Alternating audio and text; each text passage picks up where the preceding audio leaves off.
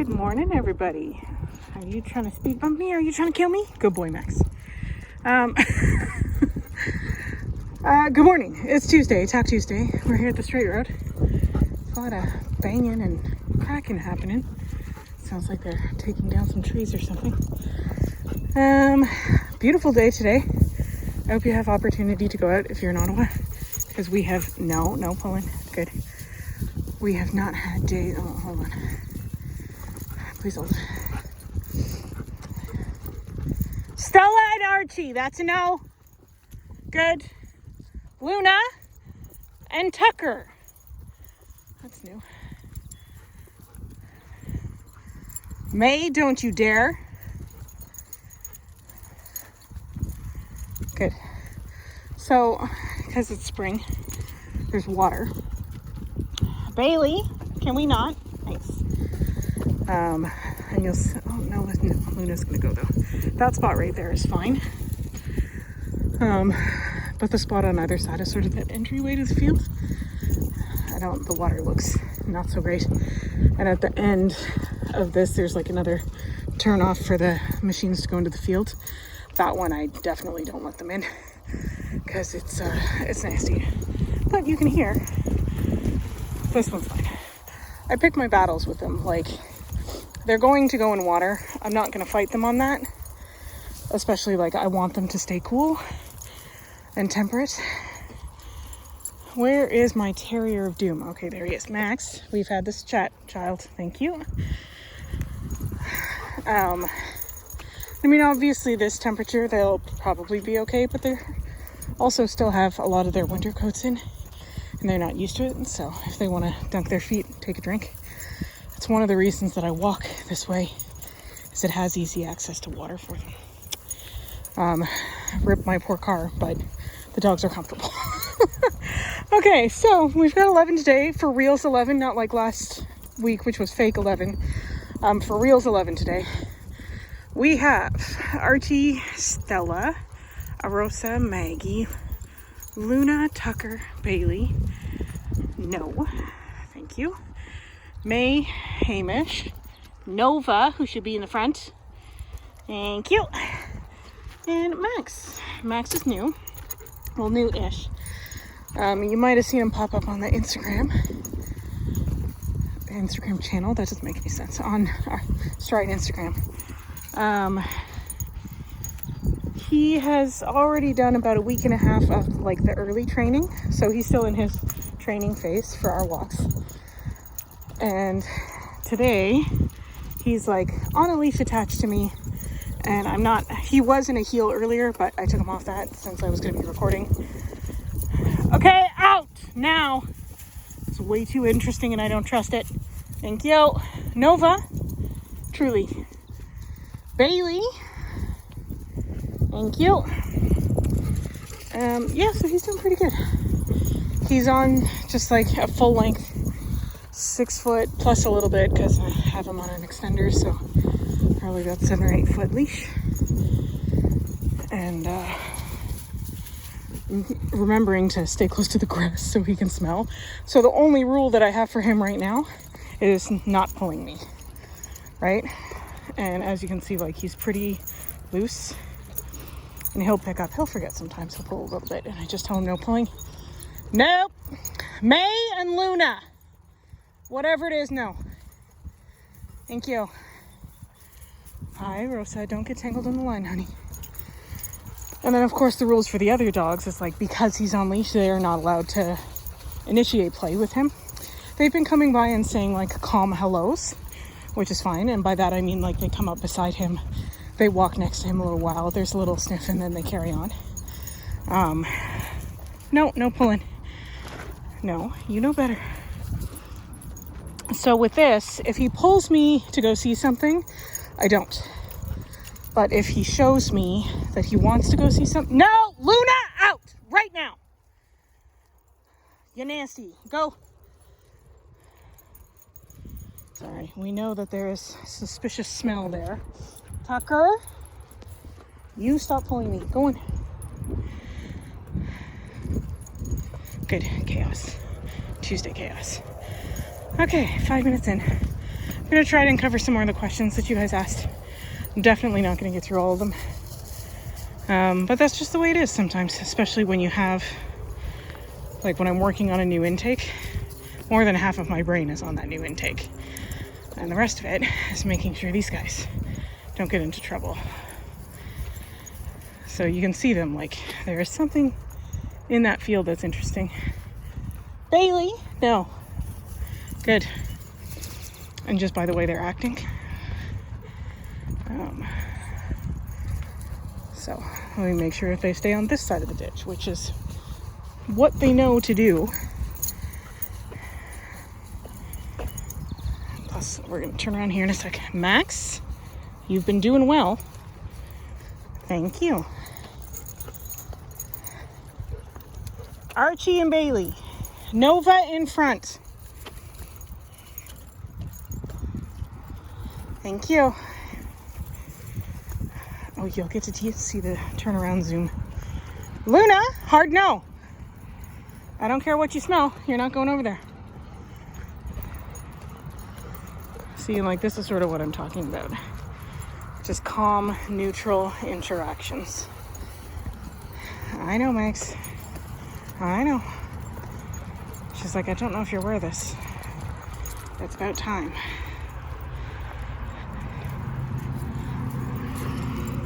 Good, go. The turnaround zoomy.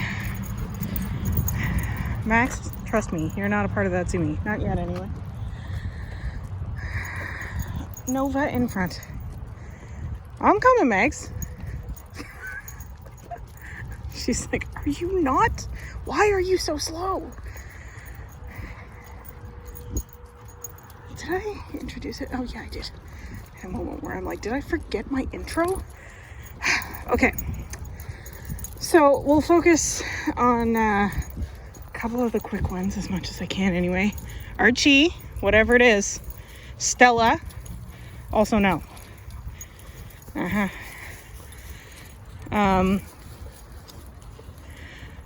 let's do this one. So if there was one thing that I could communicate to like everyone training their dog everywhere, what would it be?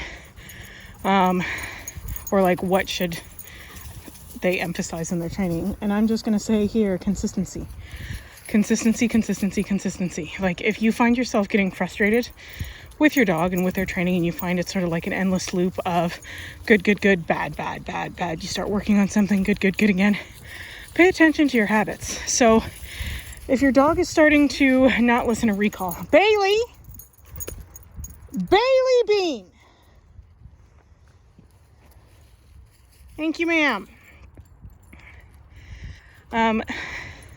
If your dog goes through cycles of not listening to recall, my question to you would be, are you consistently working on recall? Or when they get better at it, do you stop working on it? Like, do you stop actively working on it? So a quote in my previous career, I was corporate, and one of the retreats or conference thing that they made us go on, one of the speakers said something that really stuck with me. Bailey Teddy! That was not the quote, to be clear. There we go. Luna, get a move on. Bailey? I don't know why we're being extra nasty today, but if we could not. Oh, Nova on a Zoom. Anyway, so the quote was, if you're tired of starting over, stop quitting. And that would be what I would impress upon people, is like, if you're tired of constantly going back to your foundations in training, then stick with the routine that gives your dog the most success. So, for example, some people have dogs that can be on the couch all the time. Like, they don't intrude on your space, they just sort of hang out with you, and that's great. And then other people's dogs, when they get couch privileges, are super pushy, like all over the person, won't leave them alone, constantly pawing at you for attention. And if you're okay with that, great. But those behaviors are huge indications of separation anxiety. So if you find that you have a dog with separation anxiety and with these behaviors, then it's a good idea to work on place time instead of couch time, right? So let's say you do work on place time and you utilize the kennel and they're not being pushy anymore. They have no separation anxiety. And then you're like, okay, all fixed, stop. Well, your dog's gonna go back to what it was because that's the easiest road for them. Who is that? Okay, hold on. Bailey! Thank you. It's just like nothing. I was playing the whole time. I wasn't trying to sneak over onto the field side. You don't know. You don't know. Yeah, so consistency is like a huge thing. Good Lord, the cattail fluffs. I don't know if you guys can see that on camera, but goodness. They are full of beans today. Look at them go. I know, Max, it's hard, but you're doing a good job, buddy. Oh, May? Why? So May does this thing that she has taught to many of the dogs on Pack Walk. We call it the May hippo, where she goes into the water. Max, stop pulling. And she lays down. Now I want to make very clear, giant schnauzers, not water dogs typically. May, definitely a water dog. I want to say I've had May for a long time. And I know she learned it from someone else because when she was a puppy, she just wasn't sure about water. And I want to say it was Bezos that taught her that. And then she proceeds to teach a lot. Even Kronk does it too. It's really funny.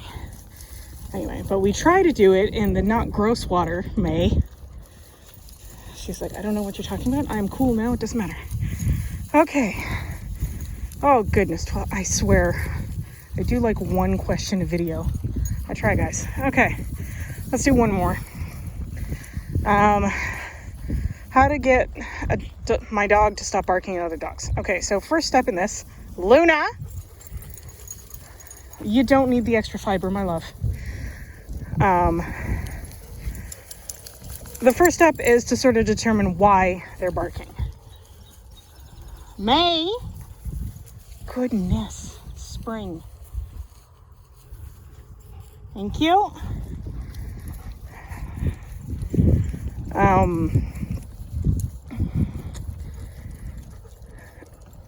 And then the second step is to figure out what sort of, so in training I talk about motivational math, like the equation, right? So you want not barking to happen. That's the equals part of the equation. So you have to make your side of the equation, especially in a self-gratifying behavior like barking. Like barking and nonsense does release feel-good chemicals to dogs. So your no, Archie, thank you. Your no has to outweigh the gratification they get from barking. Luna, or eating random bits of wood. So in that case, my correction was my tone and her name. Now in Pack Walk, I always use their names. Unless it's like a group, like earlier in the video you saw I did a group out. But I will always use their names because I'm going after a specific dog. And tone of voice is very important. They can tell by the tone of my voice whether what they're doing is good or what they're doing is bad. Bailey. Thank you. That was a good example right there. First one, not serious. Second one, serious. Second one, listen to.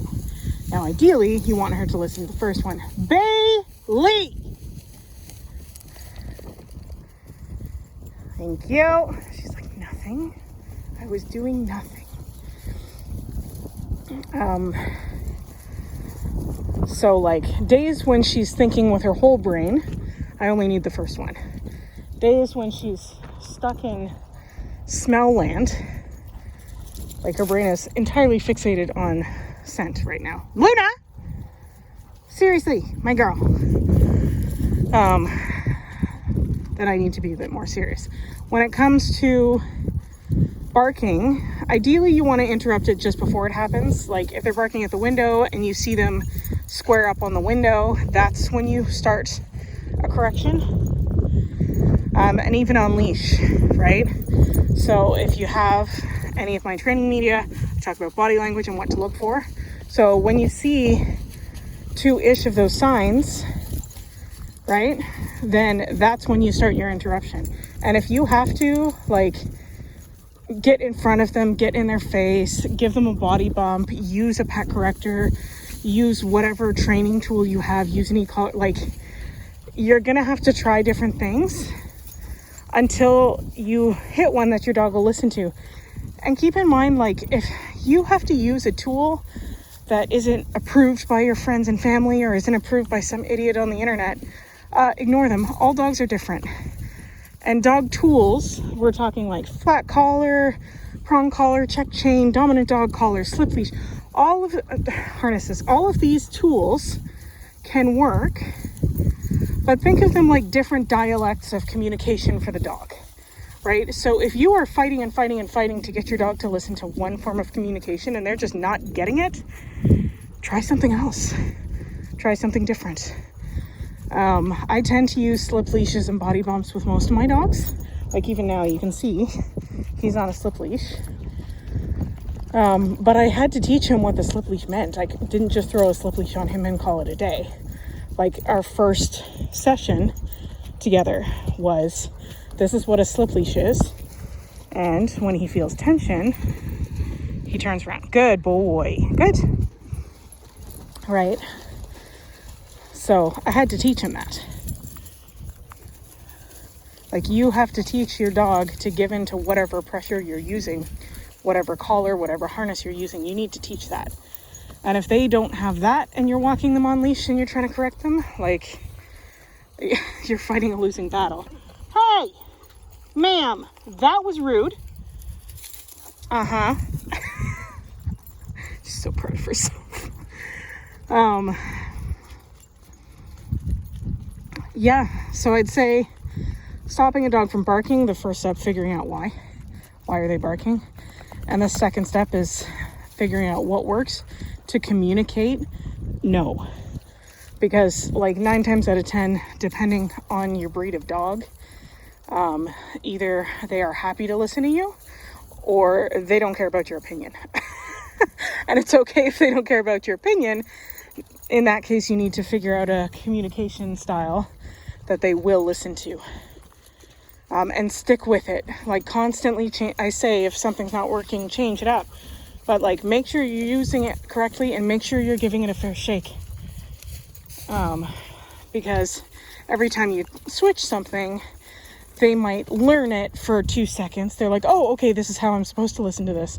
But I actually don't care about listening to you. So I'm just going to blow through it anyway. And I mean, that's a different problem.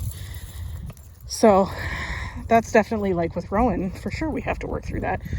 Hamish was the same thing when he was a puppy. Like he's a terrier. He doesn't care what I say.